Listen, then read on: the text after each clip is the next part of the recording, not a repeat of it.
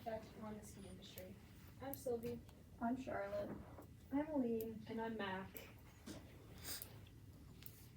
Perched on a cliffside, the Alpine restaurant evokes eerie memories of a time when the affluent residents of the nearby city, La Paz, Bolivia, came to the Chacaltaya ski resort for a 7-month-long winter season.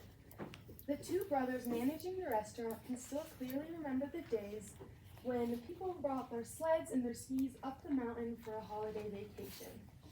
In 2009, however, part of the 18,000-year-old glacier that Chacaltaya is situated upon melted away, leaving slopes empty, a fleet of jobless staff, and rusty ski lifts dangling in the wind.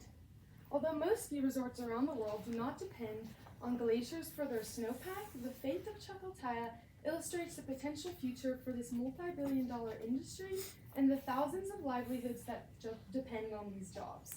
Ultimately, the future of winter sports is dire. The effect that climate change has on ski resorts, so nearly 2/3 of locations that regularly get snow are now getting noticeably less snow than they did compared to the 1970s. And due to this lack of snow, this is putting ski resorts at great risk to remain open in future years. Our group question was, in what ways can ski resorts work around the negative effects of climate change in order to stay open in future years? The process of creating man-made snow involves cooling water droplets in the atmosphere in order to make artificial snowflakes in controlled conditions. This was our solution because it allows ski resorts to remain open even when natural snow coverage is unpredictable. Why artificial snow? So artificial snow will allow ski resorts to operate at the same economic production or more. This means that they will be able to retain their maximum season length and continue to support surrounding areas such as hotels, restaurants, and much more. Lawrence C. Hamilton, a professor at the University of New Hampshire in the School of Public Policy, stated that the winter recreation economy in New England generates $1 billion annually and supports thousands of local jobs. Snowmaking also helps prevent skier migration. Skier migration is when skiers go elsewhere besides their home resorts, which is closest to them. Skiers can migrate to other resorts that have more desirable snowpack and or more snow. The more snow infrastructure that ski resorts have, the less migration the ski resorts have, and it also creates a possible increase in tourism due to the more snow that a ski resort has, the more people are more likely to migrate there, and therefore increasing revenue. Okay, so although the practice of snowmaking requires cold temperatures in itself for cannons to function properly, new technology such as the integration of specific chemicals is increasing that necessary temperature so snowmaking can be done when it's warmer outside. Researchers who are climate experts and did a report on Utah ski resorts have said that snowmaking usually requires temperatures below 5 degrees Celsius, although chemical additives may make snow production possible at up to 18 degrees Celsius. Snowmaking has a lot of benefits on ski resorts, but it does have a decent impact on the climate.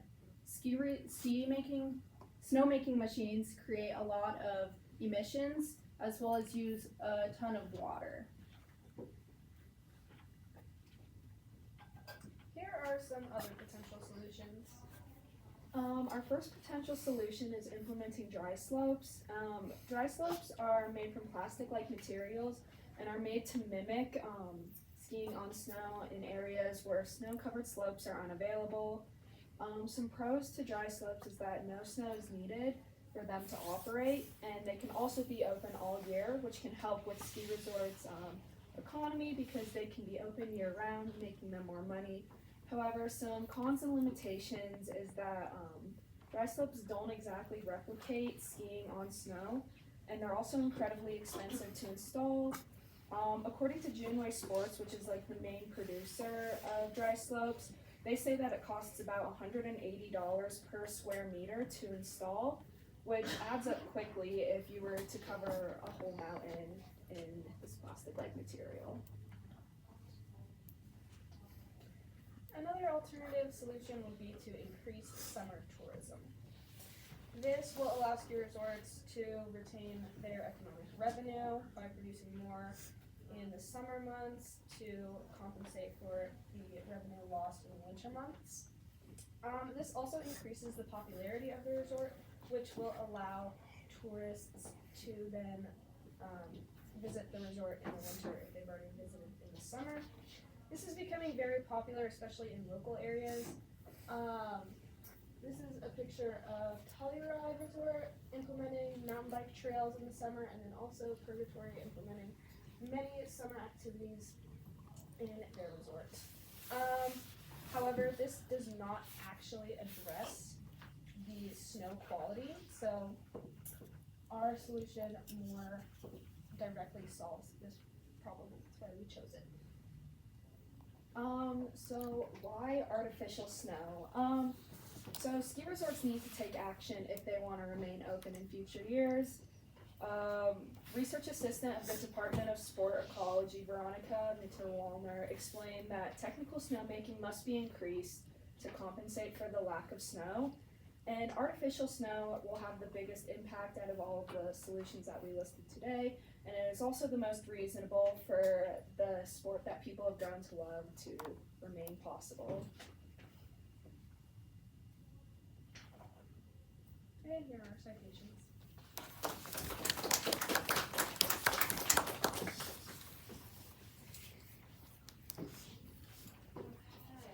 Charlotte. In what way did, no, hold on. What is an example of a compelling argument from one of your peers' individual reports that you decided to exclude from the team presentation and why? Aline mentioned her entire report was kind of about how we shouldn't use snowmaking because it uses a lot of water and the emissions that it produces. But we decided to go against the not using water, artificial snowmaking, because it's the most reasonable solution out of any other ones.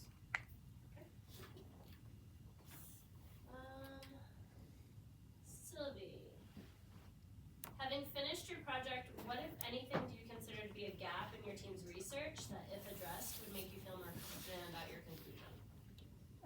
I would say a gap in our research is the future of artificial snow, just because a lot of ski resorts are already using artificial snow, and it is sort of a short-term solution because it just, you produce snow every year. It doesn't really affect the long-term quality of the snowpack. So if we looked into the future of it and how we can possibly improve it so that it's a more long-term solution, that would make me feel better about our solution. Aline, reflecting on your colleagues' work, which one had the greatest impact on your overall understanding of the problem that your group identified? I think probably Mac. Mac kind of had a different perspective, like with the dry slopes. That was nothing I'd heard about before. And kind of just like the idea of not depending on snow at all for skiing was interesting, because I always just assumed that you needed snow to ski. But having different materials like that plastic little like filament was interesting to me, and I think could be a potential future solution. And Matt, describe how the content of the team's presentation was changed as a result of group discussions. So our first I guess solution was definitely focus more on summer activities, because we thought that would help ski resorts economically, but after discussing as a group, we decided that that doesn't necessarily solve our question, which was focusing more on snowfall. And so after discussing a little bit, we decided not to focus on summer activities, but rather than directly addressing the issue by creating more snow. Okay, thank you.